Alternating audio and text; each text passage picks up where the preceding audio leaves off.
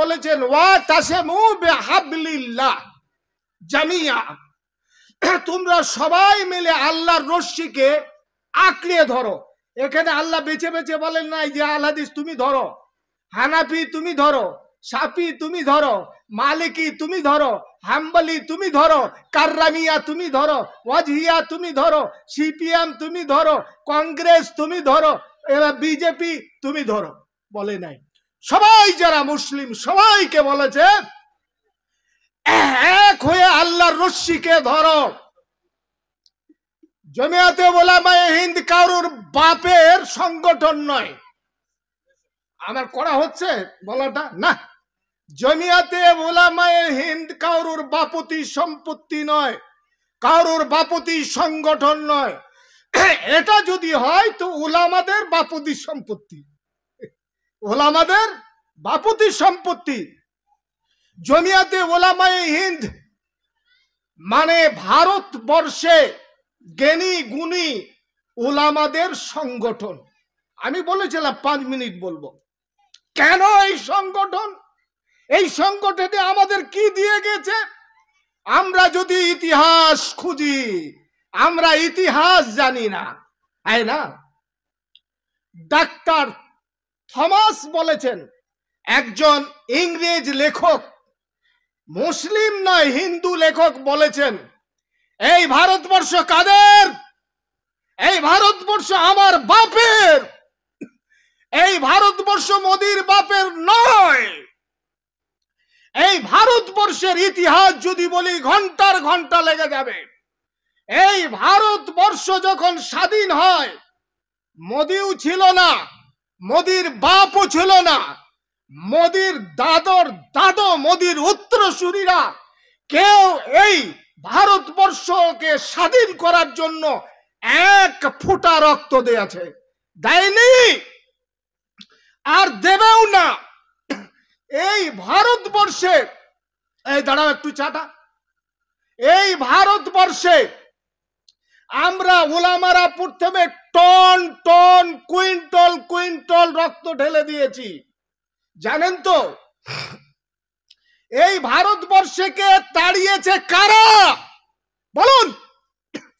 এই ভারতবর্ষকে তাড়াইছে এই মুসলিমরা, এদেরই অগ্র অধিকার। এই ঝান্ডা পতাকা কাদের হাতে ছিল? এই মুসলিম ওলামাদের হাতে ছিল। এই ভারতবর্ষ থেকে ইংরেজকে তাড়ানোর মূলে ছিল মুসলমান। এক এক করে নাম বলতে গেলে বহুটাই, মুসলিমরাই ইংরেজ থেকে তেড়েছে। বুঝলো? ইংরেজরা বলে গিয়েছিল শেষের দিকে যদি এই ভারতবর্ষ ছাড়তে হয়, এই ভারতবর্ষ থেকে যদি পালিয়ে যেতে হয়, তা একমাত্র মুসলমানদের জন্যই। বোঝা এলো কেন না? তাই হয়েছিল। ডাক্তার থমাস লিখছেন তাহরিকে আজাদি, লিখছেন যে যখন ইংরেজদের সঙ্গে যুদ্ধ হয় তো দিল্লিতে এত উলামাকে ফাঁসি দেওয়া হয়েছিল। এই জন্য আজকে ওলামারা আন্দোলন করে। ওলামারা আন্দোলন করে কি করে না? সর্বপ্রথম ওলামারা আন্দোলন করে। আর ওলামারা মানুষকে, মুসলিম জাতিকে বা মানুষকে, চাहे মুসলিম হোক অমুসলিম হোক, এরা বাঁচানোর জন্য আগে দাঁড়িয়ে যায়, হাত তুলে লব্বাইক করে আল্লাহর কাছে। করে কি করে না? লব্বাইক বলে। আচ্ছা বলুন তো, আমি আপনাদেরকে একটা প্রশ্ন করব। আমি তো আজ ওয়াজ করছি না, একটা প্রশ্ন করছি। আচ্ছা, যে এত সভা সমিতি হচ্ছে, এই কালা কানুনের বিরুদ্ধে এত যুদ্ধ হচ্ছে, এত সভা সমিতি মিছিল হচ্ছে, আচ্ছা পার্টির নেতাগুলোকে দেখতে পাচ্ছেন? পার্টির নেতাদেরকে দেখেছেন? কোন সভাতে দেখেছেন যে তারা বক্তব্য রেখেছে? আমাদের এখানে এমপি এমএলএ গুলোকে দেখেছেন? আমাদের এখানে যারা এই পকেট মাররা, এই পকেট মারদেরকে দেখেছেন? এই ডাকাতদেরকে দেখেছেন? দেখেছেন? কেউ দেখেছেন যে তারা উচ্চ সুরে বলছে মোদি তুমি তোর হটাও, ভারতবর্ষকে বাঁচাও, কালা কানুন বাতিল করো? কোন নেতা বলেছে? আমি মোহাম্মদ নুরুল ইসলাম ফাইজি বলছি, কোন নেতা সুর তুলেছে? তুলে না। জন্য তাদের পিছনে পিছনে ছুটে বেড়ান, আর মেয়েদেরকেও নিয়ে বলেন ইনকিলাব জিন্দাবাদ, ইনকিলাব জিন্দাবাদ। বোঝা এলো কেন না?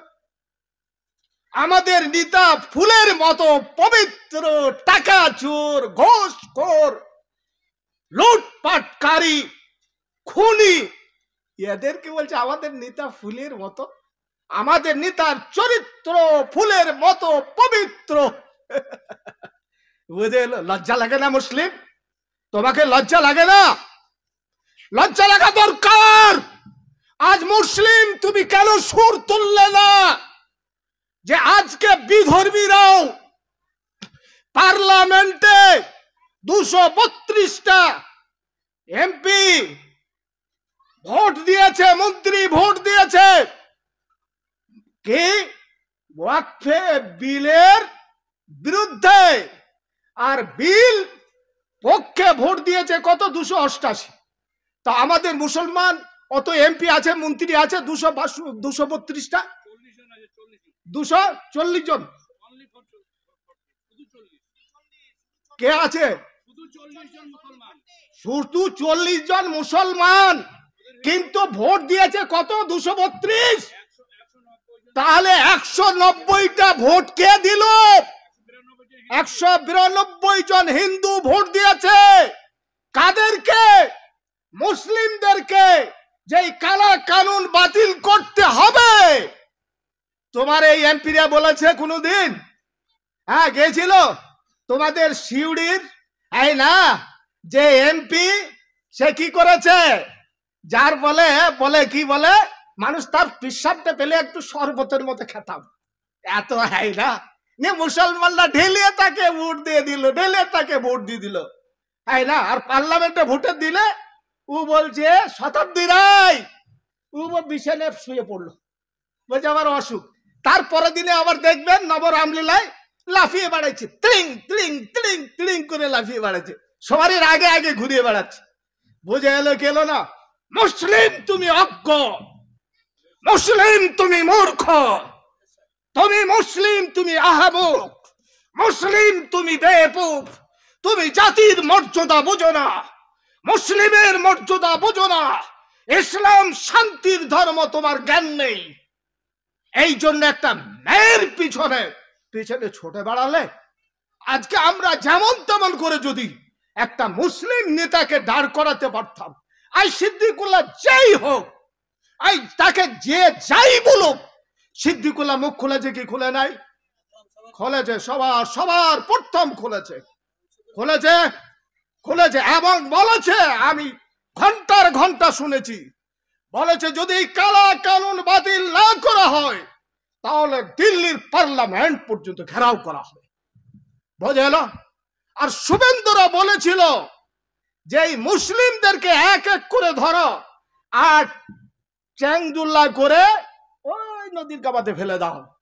সিদ্দিকুল্লাহ সাহেব উত্তর দিয়েছিলেন, ওহে এমপি তুমি দাওনি, ওহে এমএলএ তুমি দাওনি, আরে মুসলিমরা যারা ভোট দিয়ে যাদেরকে জিতিয়েছি তারা দেয়নি।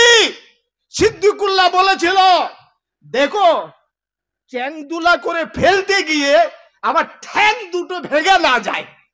বোঝা এলো গেল না? হুমায়ুন কবির বলেছিল, হুমায়ুন কবির এখনো বলছে, ব্রাদারান ইসলাম যাই হোক, এই ওলামারা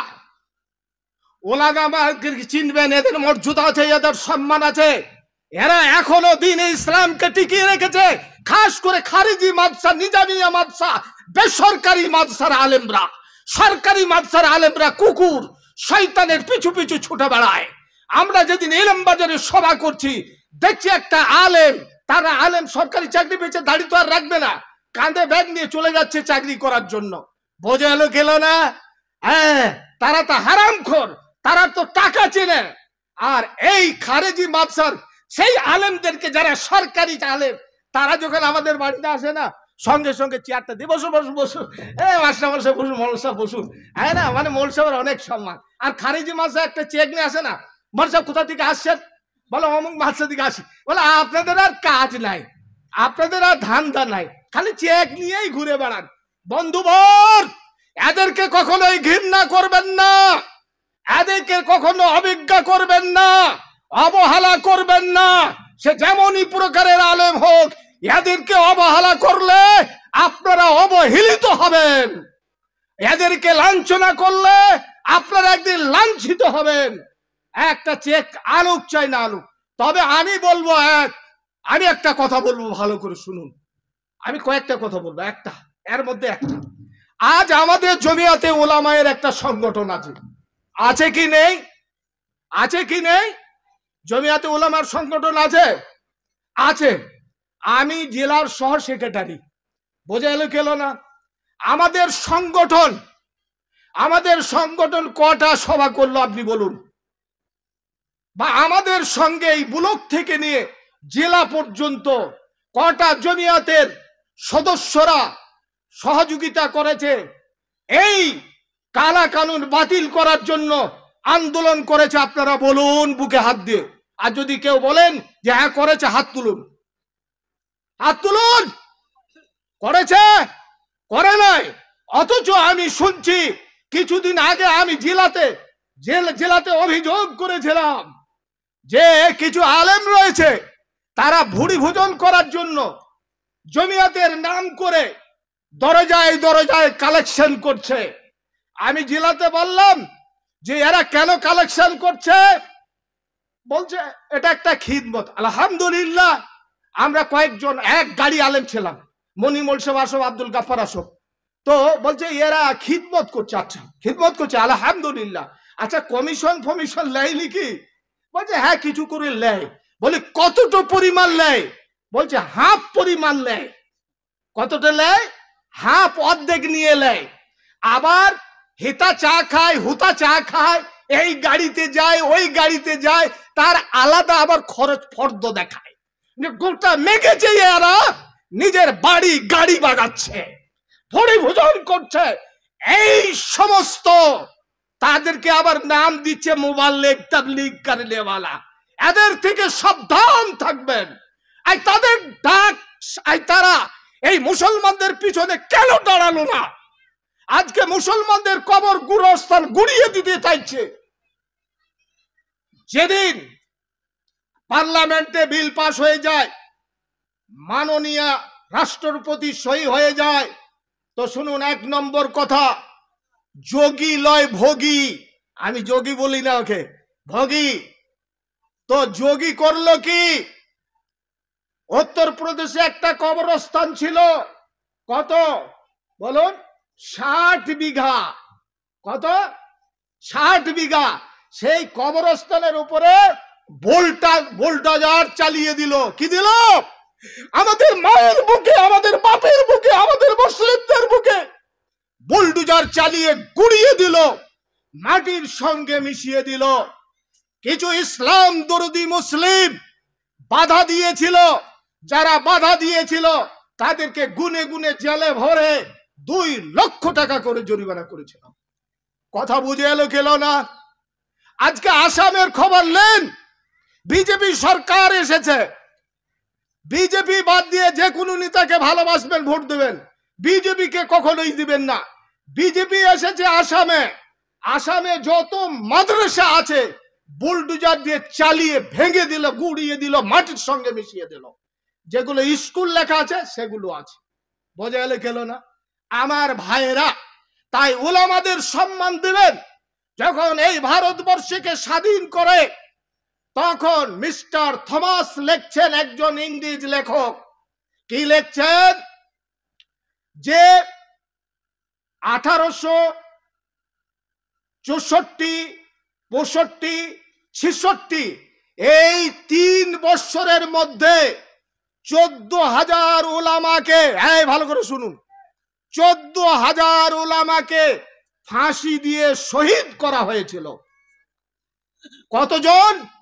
14,000 উলামাকে ফাঁসি ঝুলিয়ে শান্তি হয় না, তাদেরকে ফাঁসি দিয়ে আবার কতল করেছিল, টুকরো টুকরো করেছিল। কারাই ফাঁসি ঝুলেছিল? প্রথমে এই ওলামারা। কাদের জন্য জান দিয়েছিল? এই ভারতের জন্য, ভারতের মুসলিমদের জন্য। বোঝা এলো কি এলো না? ভাইরা আমার, মিস্টার থমাস বলছেন, আমি একদিন কোথায় গেলাম? দিল্লি। তো দিল্লি দেখলাম চাঁদনি চক থেকে নিয়ে খাইবার পর্যন্ত একটা রোড চলে গেছে, বা লাহোর পর্যন্ত একটা রোড চলে গেছে। এই রোডের দুই পাশে গাছ রয়েছে। তো এমন কোনো একটা গাছ বাকি ছিল না যে গাছে কোনো আলেমকে গলায় দড়ি দিয়ে ঝুলানো হয়নি, বা মুসলিমকে ঝুলানো হয়নি। এই করুণ কাহিনী আমরা ভুলে গেছি। কিসের জন্য ঝুলানো হয়েছিল? এই ভারতবর্ষকে আজাদ করার জন্য যারা টন টন রক্ত দিয়েছিল। সেই মোদি আজকে বলছে ভারতবর্ষে তোমার নয়, হিন্দি হিন্দি হিন্দুস্তান, মুসলিম ভাগো পাকিস্তান। আবে মোদি, তোর বাপের রাষ্ট্র, তোর বাপের ভারতবর্ষ। আমরা জান দিয়েছি, আমার বাপ আদম এই দেশেই এসেছেন, আমার মা এই দেশেই এসেছেন, এই ভারতবর্ষে আমাদের পিতা এসেছেন, এই পিতাই আমাদের এই ভারতবর্ষে আমাদের তারই সন্তান। তুই মোদি আদমের সন্তান নোস, তুই মোদি নোস, তুই আদমের সন্তান নোস। আদমের সন্তান আমরা। বোঝা গেল? আমাদের বাপের জন্মভূমি। আজ তুই কোন লজ্জায়, কোন অধিকারে, কোন সাহসে বলছিস মুসলিম তোমরা ভাগে যাও, পাকিস্তান চলে যাও? তোর গলায় দড়ি নেওয়া দরকার। তুই ফিরাউনের মতো, ফিরাউনকে দরিয়ায় ডুবিয়ে মারা হয়েছিল। আরে মোদি, তোর এমন একটা সময় আসবে যে শুকনো মাটিতে তোকে থেকলে থেকলে এই শুকনো মাটিতে ধসিয়ে দেবে কারুনের মতো। বোঝা গেল না? আমার ভাইয়েরা, মিস্টার থমাস বলছেন, যখন একটা তবুর কাছে, দিল্লিতে একটা তবু টাঙা রয়েছে, বিরাট তবু, তাম্বু টাঙা রয়েছে, সেখানে পাশ দিয়ে পেরিয়ে যাচ্ছি। তো মানুষ পোড়া পোড়া গন্ধ আছে। মানুষ পোড়ার একটা গন্ধ হয়তো হয় কি হয় না? মানুষ পোড়া পোড়া, একটা কথা বলবো খুব জরুরি, একটা কথা শুনে চলে যাবেন। হ্যাঁ, তো মানুষ পোড়া পোড়া গন্ধ রয়েছে। সেখানে আমি কাছাকাছি গেলাম, তো দেখছি কিছু আলেমকে, কিছু দাড়িওয়ালা মানুষকে, হাজি সাহেবকে শুকরের চামড়া জড়িয়ে, কিসের চামড়া জড়িয়ে ভাই? শুকরের চামড়া জড়িয়ে পেট্রোল তেল ঢেলে তাদেরকে পুড়ানো হচ্ছে। আর তাদেরকে বলা হচ্ছে, বল 1758 সালে বিদ্রোহী যুদ্ধে আমরা কি ছিলাম? ছিলাম না। এই কথাটা বল, তাহলে তোদেরকে ছেড়ে দেব। বলে আমাদের জান চলে যায়, হাজার হাজার লক্ষ লক্ষ জান দিয়ে দেবো, কিন্তু কখনোই বলবো না যে সিপাহী বিদ্রোহে আমরা শরিক ছিলাম না। বোঝা গেল? তো ভালো ভালো মানুষকে তারা আগুন দিয়ে পুড়িয়ে মেরেছিল। রাজারানী ইসলাম। আচ্ছা, আজকে কাশ্মীরের যুদ্ধটা কেন লেগেছে বলো তো? আজকে কাশ্মীরের যুদ্ধটা কেন? খুব তো অনেক খবর শুনলেন না? কাশ্মীরের যুদ্ধটা কি জন্য লেগেছে? একটা ভালো কথা শুনুন, খুব জ্ঞান দিয়ে চিন্তা ভাবনা করবেন। এই যে কালা কানুন বাতিল করার জন্য যেখানে আন্দোলন চলছে, খুব আন্দোলন হয় না? তো এই মোদি সারা আরএসএস যে গুজরাটে যখন মুখ্যমন্ত্রী ছিল, এত মুসলিমকে কতল করেছিল, জবাই করেছিল, যে নদীর মতো রক্ত বয়ে যাচ্ছিল। বোঝা গেল? সেই আরএসএস কাশ্মীরে এখন গন্ডগোল লাগাচ্ছে যে এরা কানুন কানুন বাতিল করার জন্য, ওয়াকফে বিল বাতিল করার জন্য এরা উঠে পেড়ে লেগেছে। এদের মোড়টা একটু ঘুরিয়ে দিই, কাশ্মীর দিয়ে ঘুরিয়ে দিই, তাহলে এরা এই দিকটা ভুলে যাবে। বোঝা গেল না? ভোলার নয় আমরা। যতদিন জান থাকবে আমরা সংগ্রাম চালিয়ে যাচ্ছি, যাব ইনশাআল্লাহ। বোঝা গেল না? আপনাকে একটা তাজা খবর বলে দিচ্ছি, আমার বক্তব্য শেষ। বক্তব্য অনেক ছিল, শেষ। যেদিন লোকসভা কেন্দ্র, তাই না, লোকসভা, রাজ্যসভা এবং পার্লামেন্টে কি হইল, এই ওয়াকফে বিলের আইন পাশ হয়ে গেল। পাশ হয়ে গেল, রাতারাতি চুরি করে পাশ হলো রাত 12টার পর। তো মাননীয় রাষ্ট্রপতি মুর্মু, সে তো সালা সাঁওতাল মেয়ে গো, তাদের আর জ্ঞান থাকে? ওকে মোদি আবার দিয়েছে গদি, রাষ্ট্রপতি। বুঝলে, একটা মেয়েকে যে পিসাব করলে কাপড়টা ভিজিয়ে যায়, একটু দূরেও পিসাব যায় না। বুঝে এলো গেল না? আল্লাহ রসুল লানত করেছেন, সেই বুখারীতে রওয়ায়াত আছে। আমি এমনি বলি নাই, আমি যদি খোদা গোটা খুলে বলি আপনারা ছিছি করবেন। তো ও কি করলো? সিগনেচার করে দিল। সিগনেচার করে দেওয়ার পরে একটা পত্রিকা বের হয়ে গেল তার পরদিনে। বোঝালে গেল না? তার পরদিনে একটা পত্রিকা বের হলো। আরএসএসরা একটা পত্রিকা বের করলো। পত্রিকাটার নাম হলো অর্গেনাস, ইংরেজি পত্রিকা। সেই পত্রিকাটার নাম কি ছিল ভাই? অর্গেনাস। সেই পত্রিকায় লিখেছে যে এই ভারতবর্ষে মুসলিমদের জমি রয়েছে 8,72,000 একর। কত কত বললাম? 8,72,000। এই জমি এদের এত দরকার কোথায়? কেন এত জমি ওরা রাখবে? কবরস্থান বছরে 10টা 20টা মরে, সামান্য একটু জায়গা দিলে হয়, অত জায়গা কেন এদেরকে দেয়া হবে? বোঝালো? বিস্তারিত বলার সময় নাই। সঙ্গে সঙ্গে উত্তর বের হয়ে গেল যে খ্রিস্টানদের গির্জা মন্দিরে ওয়াকফের সম্পত্তি আছে, তাদের ওয়াকফের সম্পত্তি আছে 17 কোটি। কত? 17 কোটি একর জমি আছে। 17 কোটি একর জমি আছে কাদের? অমুসলিমদের। বুঝলো? তাহলে 17 কোটি, হ্যাঁ না, একর অমুসলিমদের জমি রয়েছে। তাদের দিকে দৃষ্টিপাত মোদির কেন হলো না? আর মুসলিমদের সামান্যতম জমির উপরে কেন মোদির এত দৃষ্টি যে এদের জমিগুলো কেড়ে নিয়ে আমি পকেট বুঝাই করব, আদি আমদানি এদেরকে দেবো? বুঝে এলো কেন না? আমার ভাইয়েরা, এ কথা বুঝার লোক নেই। আমাদের থেকে ওদের অনেক গুণ ওয়াকফে সম্পত্তি আছে, সেখানে কোনো আইন হলো না। বড় দুঃখের কথা, আজ মুসলিমদের জন্য আইন পাশ করা হলো। বোঝা এলো কেন না?